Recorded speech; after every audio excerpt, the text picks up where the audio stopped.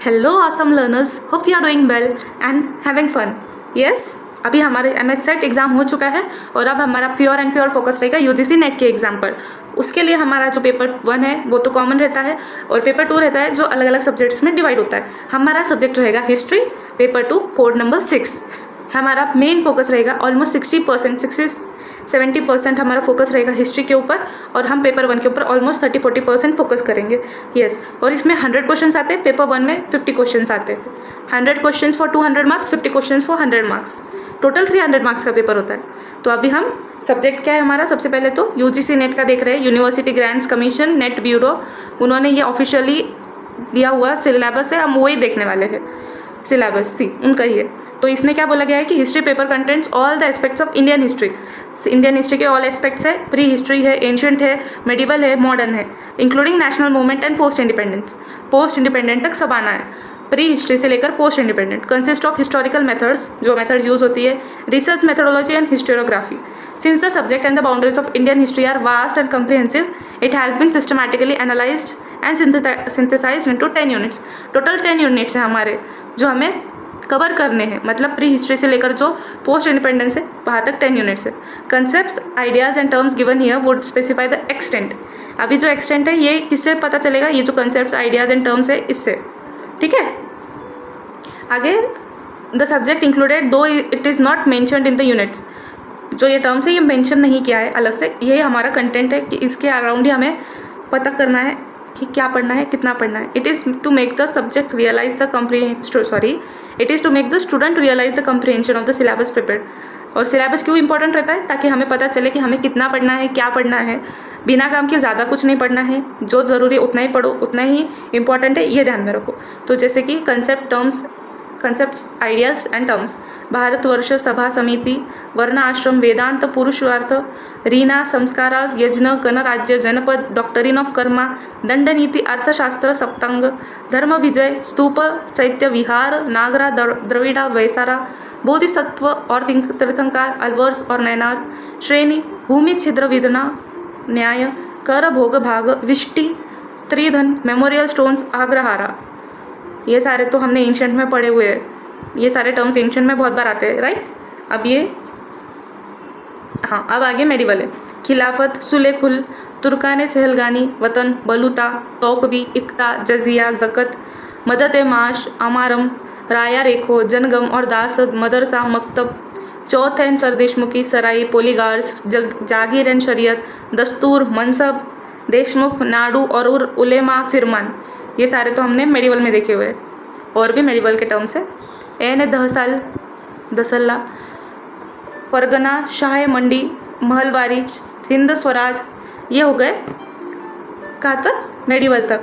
Mercantilism, early modern, mercantilism, economic nationalism, Indian renaissance, economic drain, colonialism, paramountcy, dyarchy, federalism, utilitarianism, filtration theory, forward policy, doctrine of lapse. ये सारे जो British concepts है उनके जो थे policies वगैरह वो सारे। Satyagraha, swadeshi, revivalism, communalism, oriental despotism, deindustrialisation, subsidiary alliance, evangelism, Bhoodan, Panchsheel, mixed economy, socialism, Hindu code bill, historical methods, allegorism, ethics and morality in history writing. तो ये वाले हो गए हमारे पोस्ट इंडिपेंडेंस। एथिक्स, मॉरलिटी तो मेथड्स रिसर्च वाला जो है ये हो गया हमारा, जो ब्रिटिश आए थे नए तब का, ठीक है। ये सारे तो आपको ध्यान में आ गए, वर्ड्स तो सुने हुए हैं, कहीं ना कहीं तो थोड़ी भी हिस्ट्री अगर पढ़ी, क्योंकि अब तो आप PG होल्डर्स हो, डिग्री होल्डर्स हो, तो फिर आपको पता होगा ना। आगे चलो, यूनिट 1 में आता है negotiating the sources, archaeological sources, फिर लिटरली सोर्सेज आते हैं, आर्कियोलॉजिकल, लिटरली सोर्सेज, आर्कियोलॉजी में exploration, excavation, epigraphy, numismatics, dating of archaeological sites. फिर लिटरली में आते हैं indigenous literature, primary and secondary, problem of dating religious and secular literature, myths, legends etcetera. Foreign accounts, Greek, Chinese, Arabic, ये काफ़ी important foreign accounts होते हैं, इनके ऊपर हर साल बहुत सारे क्वेश्चंस आते हैं। कौन कब आए थे, उन्होंने कौन सी बुक लिखी, उनके बुक में क्या मेंशन था, ये सब कुछ आता है। Pastoralism and food production, Neolithic and chalcolithic phase, जब स्टार्ट हुआ था, settlements, distribution, tools and patterns of exchange. फिर इंदस हड़प्पा, ये वाला तो भाई सबसे इम्पोर्टेंट है, इसे तो पक्का स्टार्ट कर लेना।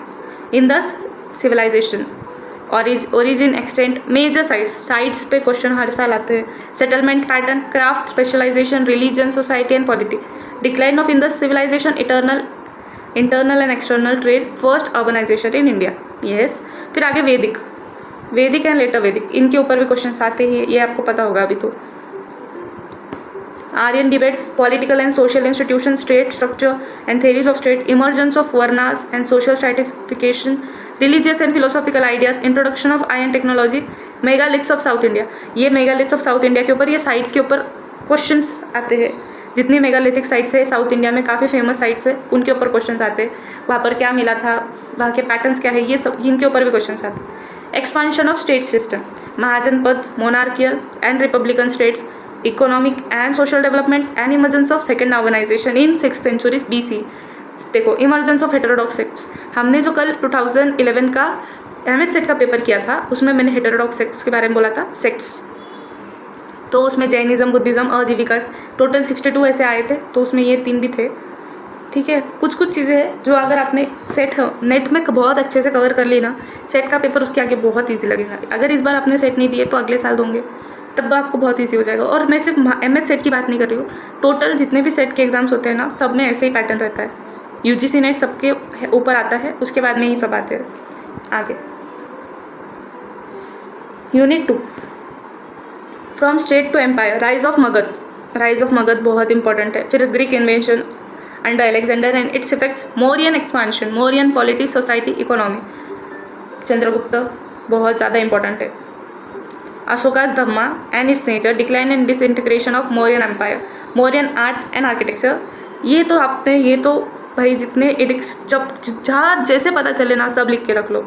एडिक्स के ऊपर हर साल क्वेश्चन रहेगा ही, और इसके ऊपर जितनी एक्स्ट्रा इन्फॉर्मेशन भी मिलती है वो भी लिख कर रख लो।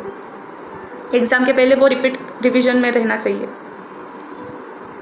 आगे dissolution of empire and emergence of regional powers, Indo Greeks, जब इंडो ग्रीक्स आए थे, Shunga, Satavahanas, Kushanas and Shaka satraps, Sangam literature, polity and society in south India is reflected in the Sangam literature, trade and commerce from 2nd century BCE to 3rd century CE। ये सतीश चंद्रा ने भी बोला हुआ था, 2nd century से 3rd century CE। Trade with Roman world, emergence of Mahayana Buddhism, Kharavela and Jainism, post Mauryan art and architecture, Gandhara, Mathura and Amaravati schools. ये जो schools है वो भी काफ़ी इंपॉर्टेंट है। गुप्ता एंड वाकाटकाइट्स, गुप्ता एज हमें आर्किटेक्चर के हिसाब से भी काफ़ी इंपॉर्टेंट है। Gupta and Vakataka, polity and society, agrarian, economy, land grants, यहाँ इनके लैंड ग्रांट्स के ऊपर भी क्वेश्चंस रहते हैं। Gupta coins, land revenue and land rights, Gupta coins के ऊपर भी हर साल क्वेश्चंस आते हैं। बिगनिंग ऑफ टेम्पल आर्किटेक्चर, मैंने बोला ना temple architecture. Emergence of Puranic Hinduism, development of Sanskrit language and literature, development in science, technology, astronomy and mathematics and medicine. सब कुछ जो डेवलपमेंट्स हुए थे वो भी बहुत ज़्यादा इंपॉर्टेंट होते। फिर आगे Harsha and his times, administration and religion, Salankayanas and Vishnukundins in Andhra Desh south India में आए थे, वो भी काफ़ी इंपॉर्टेंट हो जाते हैं अगर हम यूनिट 2 को देखते हैं। बट ये थोड़े से कम क्वेश्चंस आते हैं इनके ऊपर, बाकी जो है सबके ऊपर क्वेश्चंस आते ही हैं।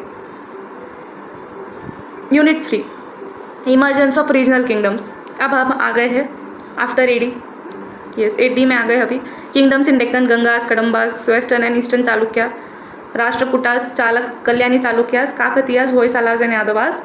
Kingdoms in south India, Pallavas, Cheras, Cholas and Pandyas. Kingdoms in eastern India, Palas and Senas of Bengal, Varmans of Kamarupa, Bhaumakaras and Somavamshis of Odisha. ये देखो जितने भी नाम है ना सिलेबस में, देखो सिर्फ नाम पर से भी आपको PYQ में कभी अगर कोई क्वेश्चन आए तो वो सॉल्व करने में ईजी जाता है। होता है ऐसे कभी कभी पेपर में, आप सिलेबस भी लर्न कर लिए ना, जैसे बोलते हैं ना UPSC में अगर सिलेबस पता है तो आपको पता है कि आपको क्या पढ़ना है, कितना पढ़ना है। वैसे ही हर एग्जाम का होता है कि आपको सिलेबस अगर अच्छे से पता है तो आपको सब समझ में आ जाए। Kingdoms in north India, Gurjara, Pratiharas, Kalachuri, Chedis, Garhwals and Parmar. Characteristics of early medieval India, अभी हम अर्ली मेडिवल में आ गए हैं। Administration and political structure, legitimisation of kingship, agrarian economy, land grants, changing production relations, graded land rights, peasantry, water resources, taxation, system, coins and currency system, trade and urbanization, patterns of trade and urban settlements, ports and trade routes, merchandise and exchange, trade guilds, trade and colonization in South East Asia. हाँ, जैसे चोला ने अपना power बढ़ा दिया था और वो south east Asia तक चले गए थे. ग्रोथ ऑफ इनफैक्ट उन्होंने तो कितना टाइम तक, जो हमारे राजेंद्र चौहान है उन्होंने तो श्रीलंका को कितने टाइम तक कैप्चर करके रखा था. Growth of Brahmanical religions, Vaishnavism, Shaivism, temple patronage and regional ramification, temple architecture and regional states, dana, तीर्थ and भक्ति, तमिल भक्ति मूवमेंट, शंकरा, माधवा एंड रामानुचार्य. ये तो तीनों जो है देवित, अद्वैत और विशिष्ट अद्वैत, ये तीन फिलोसॉफी के ऊपर तो क्वेश्चंस आते हैं, एक न एक के ऊपर आए गए. शंकरा, माधवा एंड रामानुचार्य की जो तीनों की फिलोसॉफी से अलग अलग, उनके ऊपर. आगे society, varna, jati, proliferation of caste, position of women, gender, marriage and property relations, women in public life, tribes as peasants and their place in Varna order, untouchability. Untouchability भी अर्ली मेडिवल से स्टार्ट हो गई थी. Education and educational institutions, agraharas, mathas and Mahaviras as centres of education, mahaviharas, growth of regional language. Okay, early medieval में ना बहुत सारी चीज़ें हुई थी, इसीलिए अर्ली मेडिवल ये यूनिट भी इम्पॉर्टेंट है, ये यूनिट बहुत इंपॉर्टेंट है. Debates of state formation in early medieval India, feudal model, हाँ ये फ्यूडल मॉडल के ऊपर आते questions. Segmentary model, integrative model, फिर Arab contract, Sulaiman Ghaznavid conquest, Alberuni's accounts. Yes, आगे हम देखेंगे unit 4, source of medieval Indian history, archaeological epigraphic numismatic sources, material evidence and monuments, chronicles literally sources, Persian, Sanskrit and regional, daftar khanas, फिरमान्स, बहीज और पोथीज, अकबरत या अखबारत म्हणजे अपना जो newspaper होता है ना, akhbarat. Foreign travellers accounts, Persian and Arabic. फिर political developments, the Delhi saltanat, Ghoris, the Turks, the Khaljis, the Tughlaqs, the Sayyids and the Lodis. फिर डिक्लाइन होता है सुल्तान का, दिल्ली सल्तनत का. Foundation of Mughal empire, Babur, Humayun and the Suris. फिर expansion and consolidation from Akbar to Aurangzeb. फिर औरंगजेब के बाद फिर से डिक्लाइन होता है मुगल्स का. Later Mughals and disintegration of Mughal empire. The Vijayanagara and the Bahmanis, Deccan saltanat. ये विजयनगर के ऊपर बहुत सारे क्वेश्चन आते हैं, हर साल क्वेश्चन रहता है. डेक्कन सल्तनत, बीजापुर, गोलकोंडा, बीदर, बेरार एंड अहमदनगर, 5 जो डिवाइड हो गए थे. बहामनी का डिवीजन होकर 5 अलग अलग किंगडम्स बने थे, जो बीजापुर, गोलकोंडा, बीदर, बेरार एंड अहमदनगर है. Rise, expansion and disintegration, eastern Gangas and Suryavamshis, Gajapatis, ये भी काफ़ी इंपॉर्टेंट रूलर्स होते हैं. Rise of Marathas and the foundation of Swaraj by Shivaji, its expansion under the Peshwas, Mughal Maratha relations, Maratha confederacy, causes of decline. Shivaji Maharaj के टाइम पर जो भी हमारा मराठा स्टेट डेवलप हुआ था, राइज हुआ था, फिर उन्होंने कैसे एडमिनिस्ट्रेशन वगैरह किया, ये सब के ऊपर क्वेश्चन आते हैं. ठीक है. Unit 5, administration and economy. Administration under the saltanat, nature of state, theoretic and theocentric, central, provincial and local administration, law of succession, Sher Shah administrative reforms. ये काफ़ी इंपॉर्टेंट है क्योंकि फिर अकबर ने भी इनको फॉलो किए थे. Mughal administration, central, provincial and local, mansabdari and jagirdari system. फिर administrative system in the Deccan. Vijayanagara का एडमिनिस्ट्रेशन भी काफ़ी अच्छा है, इसीलिए उनके ऊपर भी क्वेश्चन आते हैं. तो Vijayanagar state and polity, Bahmani administration system, Maratha administration, Ashtapradhan. Frontier policies under Delhi frontier policies under the Delhi Sultanate and Mughals, interstate relations during the Sultanate and the Mughals, agricultural production and irrigation system, village economy, peasantry, grants and agricultural loans, urbanization and demographic structure, industries, cotton, textile, handicraft, agro-based industries, organization, factories and technology. ये सारी चीज़ें जो कि आती है medieval में, middle medieval में आती है. हाँ, फिर उसके बाद में आएंगे ना ट्रेड एंड कॉमर्स, ब्रिटिशर्स उसके बाद आते हैं. Trade and commerce, state policies, internal and external trade, European trade, trade centres, ports, transport and communication, इनके ऊपर भी क्वेश्चन आते हैं. हुंडीज, बिल्स ऑफ एक्सचेंज, ये तो डायरेक्ट आता है. हुंडी क्या होता है? Bills of exchange. And insurance, trade, income and expenditure, currency, mint systems यानी कि छाप खाना. फेमाइंस एंड पीजेंट्स रिवोल्ट्स, हाँ, जब बहुत सारे फेमाइन्स भी आने लग गए थे और पीजेंट रिवोल्ट भी करना शुरू कर दिए थे। Unit 6 society and culture, social organisation and social structure. Sufis, इनके ऊपर क्वेश्चंस आते हैं कि इन्होंने कौन सा ऑर्डर स्टार्ट किया है। जैसे मोइनुद्दीन चिश्ती ने चिश्ती सिलसिला शुरू किया था, वैसे ही जो अलग अलग है उनके बारे में। Their orders, beliefs and practices, the leading Sufi saints, social synchronisation, bhakti movement, Shaivism, Vaishnavism और फिर शक्तिज्म। The saints of medieval period, North and South, their impact on socio-political, religious life, women saints of medieval India, वो भी important है। The Sikh movement, Guru Nanak Dev, his teachings and practices, आदि ग्रंथ, the Khalsa. Social classification, ruling class, major religious groups, the ulemas, the mercantile and the professional classes, Rajput society, फिर ruler society, petty chieftains, village officials, cultivators, non-cultivating classes, artisans. Position of women, Zanana system, Devdasi system. Development of education, centers of education and curriculum, Madarsa education. Fine arts, major schools of painting, ये भी important है हमारे लिए। Mughal, Rajasthani, Pahari, Garhwal. Developments of music, art and architecture, आप इसको star कर लो, ये भी इंपॉर्टेंट पॉइंट है। Indo Islamic architecture, Mughal architecture, regional styles, Indo Arabic architecture,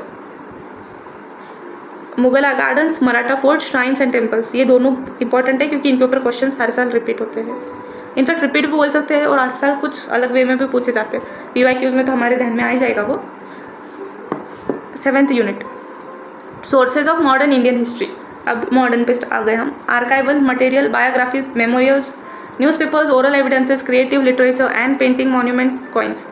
फिर उसके बाद में rise of British power, British power का शुरुआत, ये भी आते हैं बाबा, इनके ऊपर तो क्वेश्चंस आते ही है, काफ़ी फेवरेट टॉपिक्स है ये।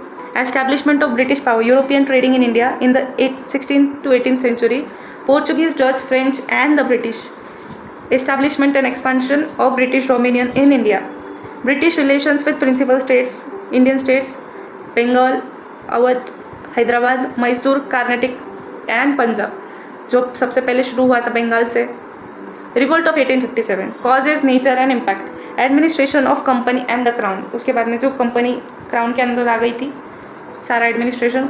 Evolution of central and provincial structure under East India Company, paramountcy, civil services, judiciary, police and the army under the company, British policy and paramountcy in the princely states under the crown, local self government, constitutional changes, ये सारे acts वगैरह जो है ना ये वाले 1909 से 1935। Yes, government of India act जो आए थे बाद में, वो पहले भी जो एक्ट्स आते हैं जैसे 1833 वाला, 1813 वाला, चार्टर एक्ट, वो भी इंपॉर्टेंट होते हैं। Unit 8, colonial economy, changing composition, volume and direction of trade, expansion and commercialization of agriculture, land rights, land settlements, rural independence, landless labor, irrigation, canal system, decline of industries, changing socio-economic conditions of artisans, deurbanization, economic drain। Economic drain theory किसकी है? Comments में बताओ। Yes, comments में। अब थोड़ा सा session interactive बनेंगे हमारे, हम हर दिन जैसे वीडियोस भी बनेंगे उसके साथ साथ कमेंट्स में आपको कुछ ना कुछ होमवर्क भी मिलेगा जो आपको कंप्लीट करना है। British industrial policy, major modern industries, nature of factory legislation, labour and trade union movements, monetary policy, banking, currency and exchange, railways and roads, transport, communications, post and telegraph, growth of new urban centres, new features of town planning, architecture, urban societies and urban problems. उसके बाद में famines epidemics and the government policy, tribal peasants movements, Indian society, ये tribal और peasant movements भी important है, इनके ऊपर questions आते हैं। Indian society in transition, contact with Christianity, the missions and the missionaries, critique of Indian social and economic practices and the religious beliefs, education and other activities. फिर आगे the new education, government policies, levels and contents, English language, development, technology, public health and medicine towards modernism. ठीक है, इसके बाद में Indian renaissance, socio religious reforms, emergence of middle class, caste association and cast mobility. ये वाला topic भी बहुत important है क्योंकि इसके ऊपर क्वेश्चंस आते ही है। आगे वुमेंस क्वेश्चन भी हमारे लिए इम्पोर्टेंट होता है क्योंकि फिर सती अबॉलिश होती है, बहुत सारे वुमेंस के आगे अगेंस्ट जो भी प्रैक्टिस है उनके लिए लोग खड़े होना शुरू हो जाते हैं. Nationalise discourse, women's organisation, British legislation concerning women, gender identity and constitutional position, the printing press, journalistic activity and the public opinion. फिर आगे modernisation of Indian languages and literary reforms, reorientation in painting, music and performing arts. अभी unit आती है 9 और उसमें है ये 9th unit भी इम्पॉर्टेंट है. क्यों है? क्योंकि इसमें आता है rise of Indian nationalism, socio economic basis of nationalism, birth of INC. सबसे बड़ा टॉपिक है ये, सबसे इम्पोर्टेंट भी है. मॉडर्न इंडिया के related, independence related. Ideologies and programmes of the Indian National Congress 1885 से 1920. Early nationalist, assertive nationalist and revolutionaries, swadeshi and swaraj. फिर Gandhian mass movement, Subhash Chandra Bose and the INA, role of middle class in national movement, women participation in national movement. ये सारे topics important है. Yes. Left wing politics, depress class movements, ये भी important आता है. Communal politics, Muslim league and genesis of Pakistan, towards independence and partition, India after independence, challenges of partition, integration of the Indian princely states, Kashmir, Hyderabad and Junagadh, B.R. Ambedkar, the making of Indian constitution and its feature, the structure of bureaucracy, new education policy, economic policies and the planning process, development, displacement and tribal issues, linguistic reorganization of state relations, foreign policy initiatives, consciential dynamics of Indian politics, emergency, liberalization, privatization and globalization of Indian economy. Unit 10, historical method. Historical method, research methodology, historiography.